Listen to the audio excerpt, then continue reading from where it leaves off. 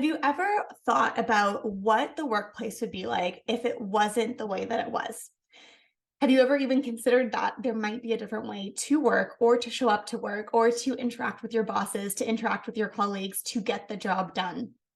Especially if you're in a corporate environment where there is a lot of pressure, a lot of expectation to climb the ladder, to get the promotion, to prove that you want it badly enough. This is going to be an episode that is going to be so beneficial for you to tune into because my guest today in the Fuck It Energy series is a dear friend of mine and someone who has really created a career for herself in the medical sales industry. This is not my industry, so she's going to be sharing a lot more about what that means and what that looks like. But we have had multiple conversations about the fact that there is a certain way that business and sales specifically, and then the medical industry, which is more male dominated, is meant to function. And she is really sharing her journey of how she enacts feminine energy within a corporate American work environment, as well as how she has shifted out of a heavy, unbalanced masculine of needing to make things happen, needing to grip on to the outcomes that we're wanting to create and moving more into flow. So let's dive in.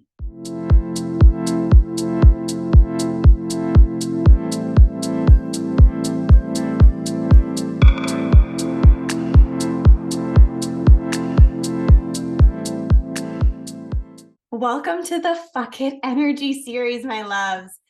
This is a very special guest series in the Essence Show and podcast. Let me just be really clear to start off. Fuck It Energy is flow energy.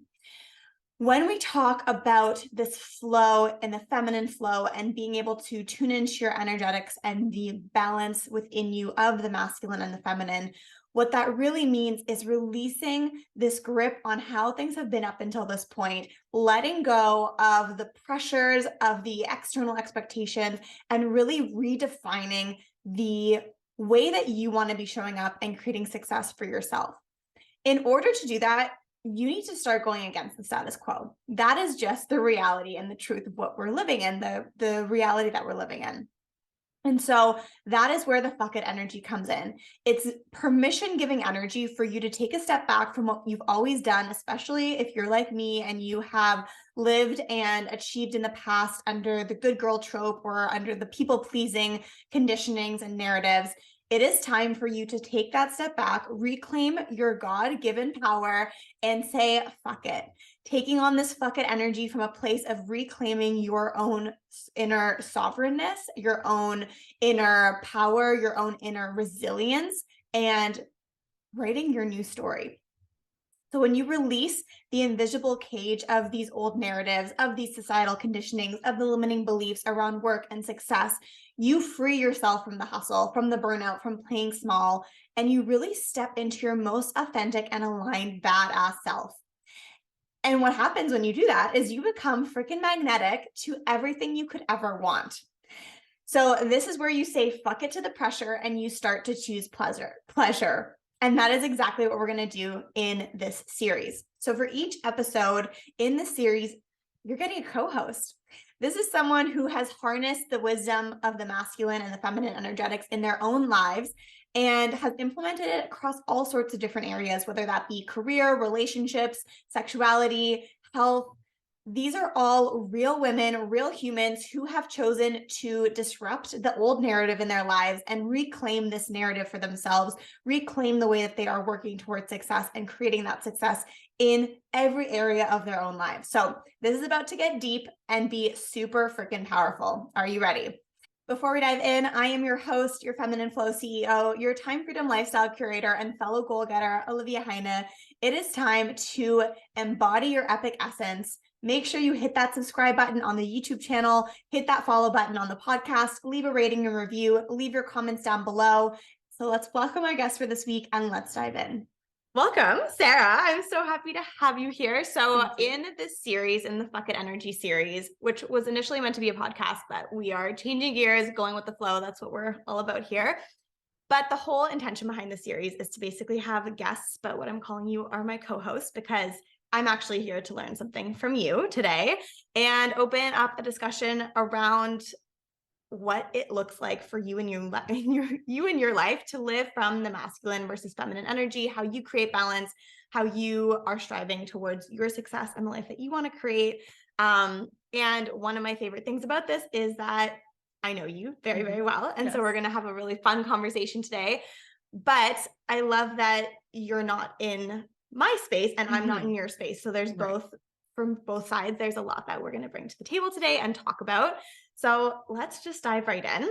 Okay. I'm going to pass the mic over to you, figuratively and literally. Okay. And why don't you just introduce yourself to our community, to our viewers, and share, who you are, what you do, and then we can give like a little backstory on why we know each other so well. Sure, no worries. Well, hello everyone. My name is Sarah Squira. I don't know if you need to know my name or not, or last name or Let's not. do it. Yeah. I am Libby's friend of 7 years now. 7 years since 2015. So we're tight. We met at university at Western. So we were first year floor mates, and the rest is history. Then we were roommates in university the rest of the time. And yeah, so that's where I went to school. I did a medical science and environment and health double major there. So Libby has seen me in lots of stressed out times and that sort of thing. Great times too, don't get me wrong. So that's what I studied, and I'm now working for a medical device company as a product manager. And that's, you know, my day job there. So that's a little bit about me. You'll get to know more about me throughout this. Yeah. And like you said, we've been through like all the ups and downs together. And I think that one of the unique things of us having this conversation now is we were in each other's lives in a time where there was like a lot of personal development, a lot of growth that happens when you are studying and in university, and you know, the anxiety around figuring out what am I meant to do, and I have to figure it out all right away. And we were even talking about this today, like even being in your 20s and thinking like, oh my God, I have to have it all figured out. And it's just not true, but you just have this expectation or this feeling that everyone else knows. And then you're like, shit, what am I going to do? And yeah, like you said, seeing each other through the ups and downs of the pressures that we are basically putting on ourselves. And that those don't just show up out of nowhere, that those are built on long, like past histories and conditionings and childhood and also society and what we've been taught. So maybe that's a really good place for us to kind of start and dive into, just like fully into the deep end. I know I'm like all of a sudden, like, let's talk about belief systems and our conditioning. But maybe share a little bit, because then we'll talk about like corporate North America, which is essentially what the theme of today is. But yeah, kind of how you have seen yourself progress from working, you know, in pressure and stress and anxiety, and now moving into still a very demanding field to be in, and like how you manage all of that. Oh my gosh. That is such a loaded question conversation. We'll break it down. So we'll break it down, but 100%, I think just starting with the growth that you experience in your 20s is so profound, I find. And especially like when you move away from university, which we were both fortunate enough to do, and given that time and space to just develop on your own, I think is so incredibly valuable. And I know that I found so much of myself when I was able to figure it out and kind of, you know, have space and live and that sort of thing. And so that was such a great time for that. And just like you were saying, like when you're studying school, it's very stressful and very much like, as you saw with my program, it was very just rigorous. I was stressed so much, and it was, that makes it sound like I was stressed 24/7. Like you, just like life, you figure it out. And in the beginning, when you really don't know what's going on, what you're doing, you're just figuring it out. And then you kind of learn it along the way. And then you get the hang of it. And then you're like, okay, I've got this. I've got a system in place. So even just learning that in university was so great, because I was like, all right, even when you're going through hard times, you got to figure out what works for you. And so I've definitely been able to apply that in my professional career. And it's interesting to see the dynamic change, because when you go from like going to university, for example, to then starting work, it's such a different dynamic. everyone has such a different experience with that. So I can only speak to my own experience. Mine has been really good so far. I feel like when I look at it collectively and kind of from just a bird's eye view, is that the way to say it? Yeah. I've been pretty fortunate, I feel, because I've had really good just leaders in place who've always really just prioritized like balance, and really it's always like a top down thing too. Like if you don't have people who are supposed to guide you and kind of mentor you saying that, then it's really tough to follow that. Going back to, again, even university, it's like no one really was telling us what to do. Yeah. So we were just going with it, and you don't know how to like regulate emotions sometimes and all that sort of stuff. But anyways, back to it. So I've been able to have like a pretty fortunate experience. But I'm also part of like this women's organization within the company that I'm at. And so I get a lot of exposure to different perspectives there, especially like people who are moms, whether they've just become a mom, they're like 10 years into it, 20 years into it.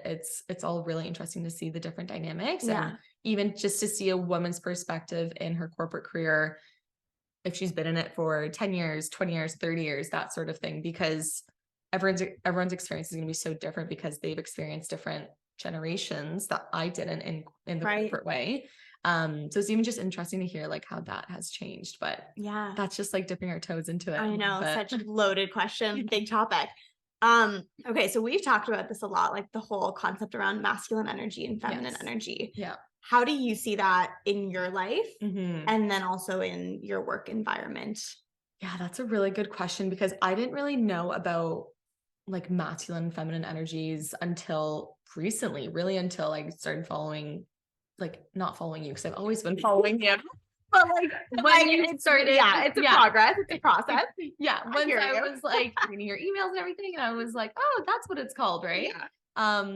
So it just felt good to identify what those things are, like what the feminine and what the masculine is, because then you're able to label and recognize which one you're in, or which one is dominating a little bit more. So for the longest time, I was definitely in the masculine energy, like structure, routine, and just hustle, stress, like pressure, all that sort of stuff. And I'm kind of naming like, not the negatives of masculine energy, but just like the ones that dominated for me, I feel. Because like everything masculine and feminine, like they're good and bad to both. 100%. Or not even, there's just facts about both, and it's like what you make of it, I guess. Yeah. One of the things that I say all the time is like the qualities, like masculine isn't inherently bad just because we tend to talk about it in these words. Exactly. Doesn't make it inherently wrong. It's when we don't have the balance to balance it out on the other side. Like we're too much in the one and we don't have anything on the other. So that's when we fall into unhealthy or wounded, as I call it, masculine energy. And that is coming from a place of pressure, which generally comes from a place of lack and fear. Like we're taking action, feeling like I'm not good enough, I need to do more, like I can't figure this out. Like the mindset and the beliefs are really important. For sure. So 100%, like you said, shadow side, light side, positives, things to look at. You got it. For sure. So it like, once I recognized that like the differences between the two, labeling it, I guess, that's kind of when I was able to take a step back and be like, okay, I can be more in my feminine, and that's okay. Like that's totally fine. Right. And I actually find that when I step into my feminine more and have it just more balanced, that's when things kind of start to happen, or people will start to kind of, maybe give me a compliment for my work, or like I differentiate myself more by doing that. And that's something that I've noticed. I love that. That is such a good point to hone in on. It's like, that is quite literally like your magnetism and your superpower, because it's very unique to you, and you're not just conforming to fit into a mold. And again, not that the way that things are is inherently bad, but it's just like, how can I do this and make it mine? Exactly. And especially like I want to, like I'm very early on in my career. And so I definitely want to, not fit the mold and kind of do things in my own way and differentiate myself in that way. So something that's just even coming to mind right now, it's like, okay, if I go to a meeting and just like wear all pink, like I would never do that. And even that thought just like, is there some resistance? You're yeah, like, because I'm like, because pink is associated with, you know, feminine. Mhm. And I'm like, oh, what if I just don't get taken seriously by doing that? And like, just things like that. So Mhm. it's so funny how these things are ingrained in us. And it's Totally. like, And it truly has nothing to do with anything. Like no, your brain doesn't change, your knowledge doesn't change just based on yeah, what you're wearing, but it's the general conditioning and the yeah, association that you've been taught around that. And it's like, well, exactly.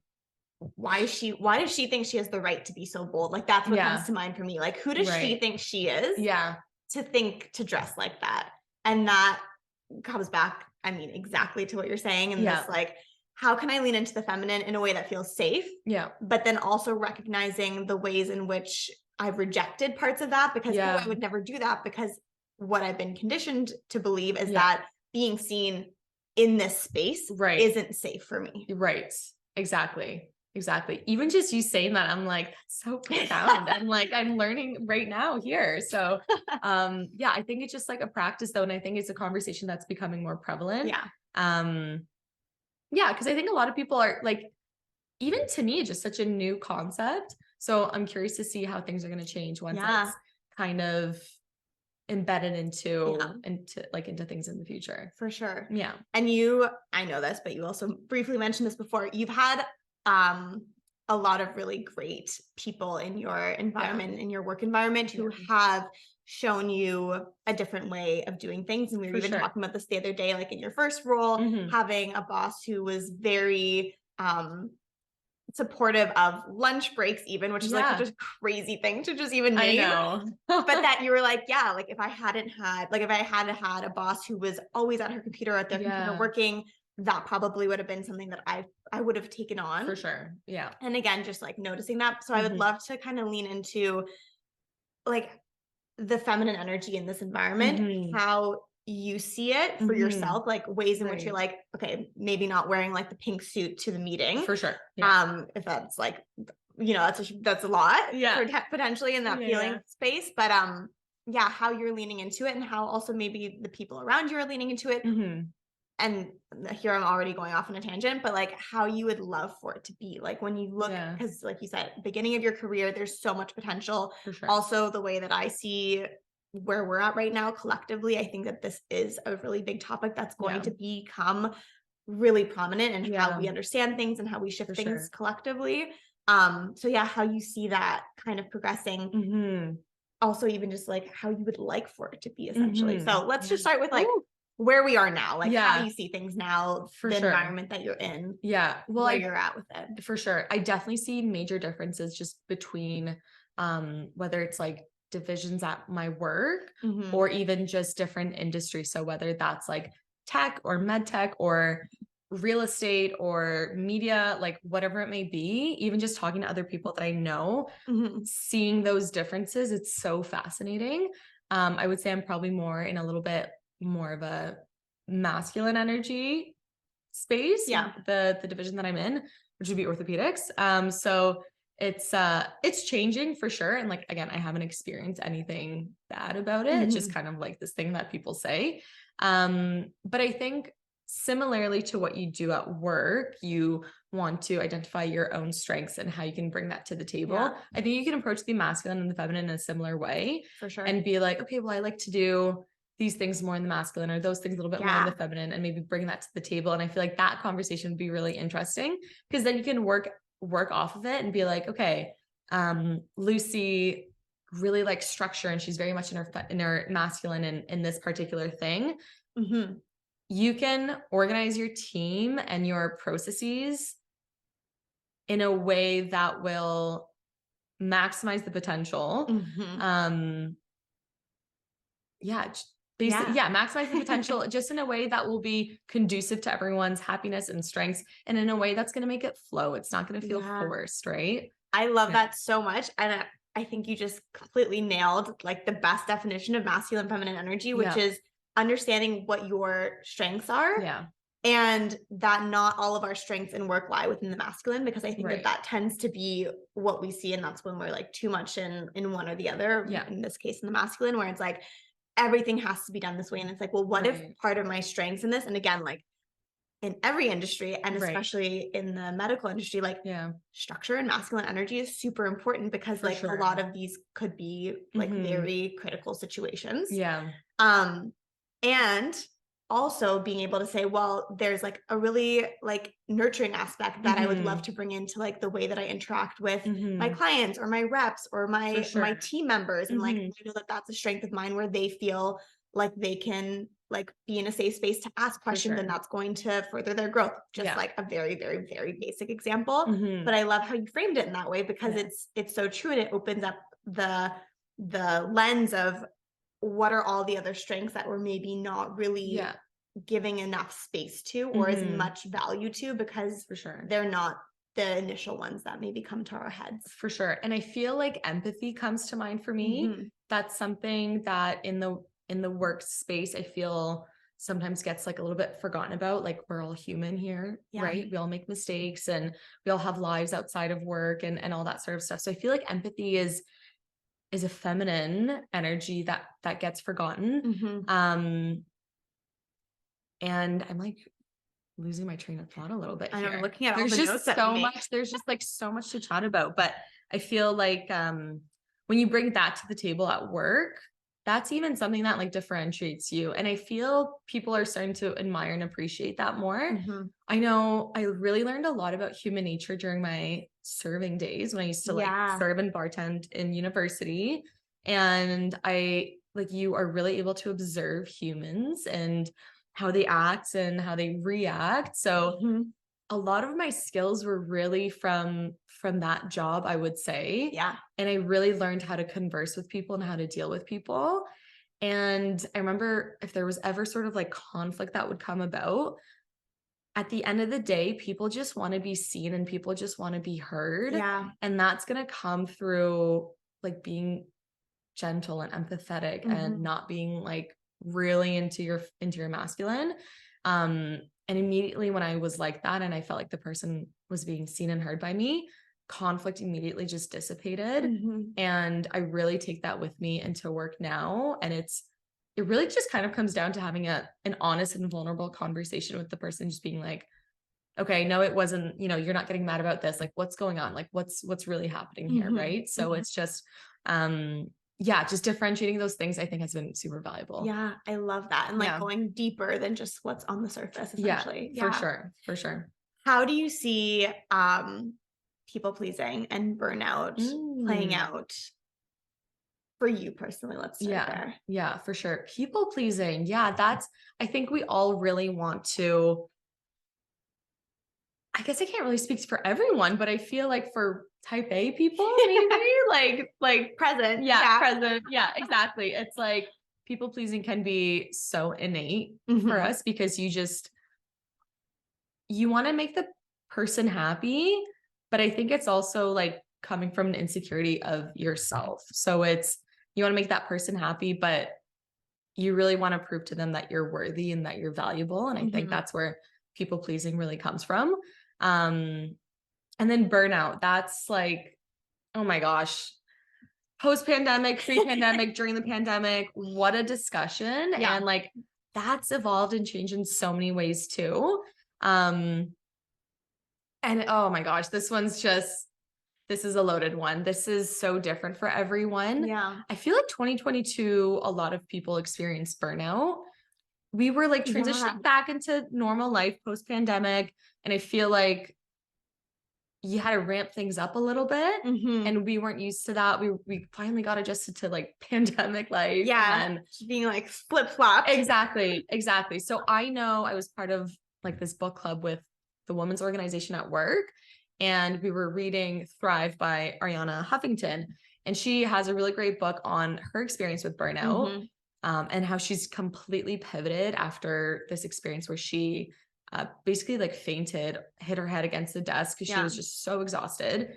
So I just think you have to manage stress in ways that are just going to be working for you. And then something that I've really learned along the way is like not every day or not every week is going to be balanced necessarily. And for me, that's okay because as long as I can look back on a month or a couple of months and be like, I'm okay. I'm feeling good. Sure. Maybe these 2 weeks were crazy, but I was able to reel it back a little bit after that and give myself what I needed. So I found that when I was looking at balance from like a daily perspective, I was really setting myself up for failure because how unrealistic it is to have every single day balance. Yeah. You know what I mean? Totally. Like so once I realized that, things just kind of changed for me, and I approach it much more just from a bigger picture, I would say. I love that. Yeah. I love that. And it's zooming out, seeing the bird's eye view. I know we talked about that so often this week. I'm really bad at zooming out. So this is like something I can zoom out in. No, it's great. And I mean, I know we've talked about this recently as well. Like just noticing cycle syncing and the cyclical nature, like that's something that you've started to like lean into as well. For sure. And that's exactly that. Like that's saying, okay, like here's the big picture. The other thing that we've talked about a lot of these things. Yeah. But like being in a busy season and like letting that be okay. Yeah. As long as it's coming from an intentional place, as opposed to like, I'm doing the most, again, like people pleasing comes up, like seeking external validation, like you nailed that. Yeah. That's exactly what it is. And it's from the wounded feminine, which is like, I need to give just as much as it is from the wounded masculine, which is,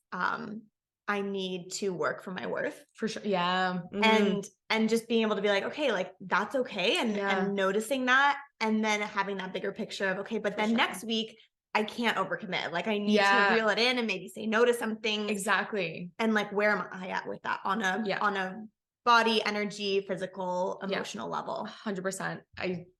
You just nailed it right there. I think it's just, just acknowledging that sometimes it's going to be crazy, lean into it. Just kind of enjoy the ride, you know, go with the flow. Go with the flow. This is my New Year's intention. One of them. You just really have to lean into it. But then you have to make that boundary and be like, I'm not available next week. That doesn't mean you're busy. You might not have anything planned, but you're just not available, and you're going to have that time for yourself. And I don't know, we're like that. So we need that. So, we both are like that. We need that downtime, but most of us do need that. And most of us need it more than we probably would like to admit. Yes. And more than we probably make time for. And for sure. And it's also interesting because you have both perspectives of like North America and Europe. So you can see how that differs as well. And then I'm also like, I'm Polish. So my parents, they really value that balance. Yeah. Whereas I see some people who like don't have any European heritage maybe per se. And this isn't to say that it's like just European heritage, but it's just interesting to see how that hustle culture is so put on a pedestal sometimes. Oh yeah. And that's when you weren't raised with that dream too. Yeah. But then when you weren't raised with that, that's abnormal to you. Like you and I are, like we were talking about like vacation differences between North America and Europe, and you're like, Germany gets 6 weeks, and like I have 4 weeks, and I feel like that's standard like vacation time and then paid time off sort of thing. But then if people don't take it and they find pride in that, I'm like, that's not something to be proud of. So I don't know if we're going off on a tangent. No, it's great. It's all relevant. No, it's all relevant. Okay, so let's do maybe like a little rapid fire round. Okay. To start wrapping things up. Okay. For the masculine energy, like what were some core beliefs that you feel you were taught growing up? Because we're talking about like heritage and like, I think that's super interesting too, that each culture in itself brings with it certain ideals of like what's expected. Yeah. So like, we don't need to get personal or specific, just in the lens of like, you need to work really hard to make money. You have to work long hours. Like what are some beliefs that you used to have that you either are like wanting to release or that you have that you don't have anymore? Yeah, no, that's such a good question. I feel like growing up, actually, my parents were pretty good with the balance thing. Like they were, you know, get educated, get a good job, all this sort of things. But it like, we always went on vacations, again, fortunate enough to go travel and that sort of thing. And so I was really raised with the values of like work hard, but also take that time to rest. However, again, being raised in North America, I feel that just from external places, it was definitely taught to like work the long hours, be the first in the office and last in the office. And that's how you're only going to succeed and that sort of thing. In university, I learned working long hours, you can only work for so long in a day. And when you're rested and you're feeling good, you're going to be way more productive. You're going to be way more efficient. So yeah. Does that answer that question? For sure. Yeah. Yeah. Okay. I think it's very, I mean, it's a personal question. I feel Yeah. like I kind of put you on the spot there and I'm like, Sarah, talk to me about your past. But no, I think it's always just helpful because the masculine and feminine energies, like, I mean, they're pretty arbitrary. Yeah. Like it's just a concept and I could call it like pizza and pasta the Right. same way I call it moon and sun and yin and yang. Yeah. And so to kind of put an experience and a lived experience to the energy and being like, okay, like this is a new way that I'm showing up in this. Like, I think that that's just really helpful for people to hear. For sure.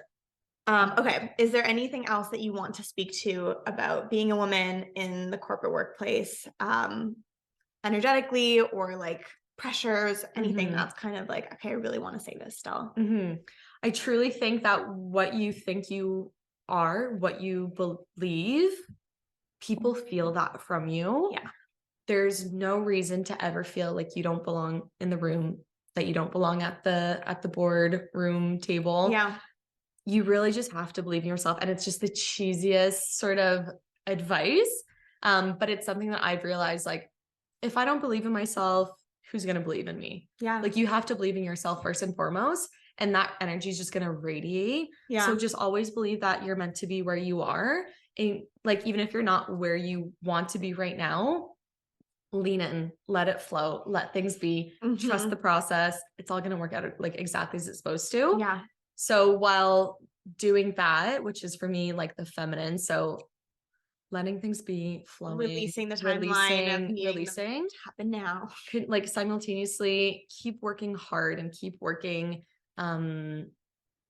productively, and efficiently, but in a way that you're still recognizing your boundaries and being rested, you're and in alignment with your greater picture goals, but also with your own internal needs. 100%. And that's balance. Like that's external masculine, internal feminine. Like, exactly. And I think that's probably, like, I'm saying probably putting words in your mouth, but personally, I know that's a constant process. Like that is just, no matter what job you're in, no matter like what age you are, you're always going to be in this process of, okay, we're balancing again. Okay, we're balancing again. Like it's, every single day it's you're learning. You're learning. It's a practice. Totally. Yeah. Okay, so this is the Fuck It energy series. And like we're talking a lot about the masculine and feminine energy. So I kind of want to just wrap it back around before we wrap this up. Yeah, for sure. And that brings us to the question, like, what fuck it energy are you in right now for yourself? Like, what are you kind of saying, like, fuck it to? And again, just to reiterate, this isn't like a fuck you to someone or to something. No. This is a saying, fuck it energy is flow energy. So I'm letting go of this pressure and this need to be a certain way, or like to make it happen, or to like again, being in this forceful energy, and I'm moving into more of the feminine within how I'm showing up to succeed. And that's the like fuck it energy. Because at the end of the day, and we've talked about this, like, it doesn't matter. Like we are alive and breathing right now. So whether this thing happens now or not, ideally, of course, if it's a goal, or like, I want it to happen. And like, I really would love this for myself. But like, how can I let go of the pressure of needing it to happen? And that's the fuck it energy. So what is a fuck it energy thing for you in your life right now? For me, that's just letting things be, being present, just enjoying the present for me. And that probably, if someone says fuck it energy, you're probably not thinking like calm, enjoying the present, that sort of thing. But for me, that's letting go of things I can't control. Totally. Enjoying where I'm at, and just, I don't know, you always have to think of yourself also like 5 years ago. You're probably where you wanted to be 5 years ago. You know what I mean? Like you know what I'm saying? Past self would be really happy with me right now. So why don't I take the time to enjoy that? And that for me is fuck it energy. It's like, you know, everything's going to fall into place exactly how it's supposed to. And even when it doesn't seem like it's falling into place, trust me, it is. Because when I look at things in the past that didn't work out, and I really tried to like make it work, or like try to just control it, you know, the universe always laughs when you make a plan, right? So you just have to just go, like, surf the wave. You just have to go with it. So that for me is my fuck it energy, is just being present where I'm at, and just kind of getting out of the rat race. It sounds like, out of that, like that, that's the fuck it. It's like, fuck that. I'm going to do things on my terms. And flow with it. And you're working you're showing up for the things that you want. Like you are doing it. Yeah, for sure. And then it's like, okay, and I can just be in that and enjoy that. I love that. Yeah. So it's definitely, but again, it's a practice, and it's like 3 weeks ago, was I in this headspace? Like maybe not, but then there's something about a new year that brings you just this excitement and new chapter. And it really is. And again, lean into that. I know people make fun of resolutions, and I think you have to just make like intentions and like priorities, right? So I'm just really excited for that, and to be in that space, because it feels like I haven't been for a while. So I'm just like kind of sitting back and enjoying where I'm at. So it already feels good. Yes. Fuck it. Energy is here to support you. Yes. In moving into that direction. Yes. I love it. Yes. Amazing. Woo.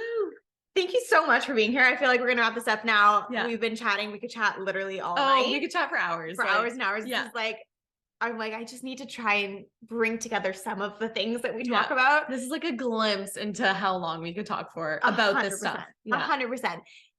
If you have any questions for Sarah, you can leave them below in the comments, and we will be back to answer them collectively then. Yes, for sure. Because this is a little bit different. Like usually you have a guest on who, you know, has like their business online or something. And like, I don't want to interfere in your personal space. Oh yeah, no worries. But so much value, so much wisdom. Thank you for having this conversation. Thank you for being my co-host today. So thank you for having me. Like when you asked me, I was so excited.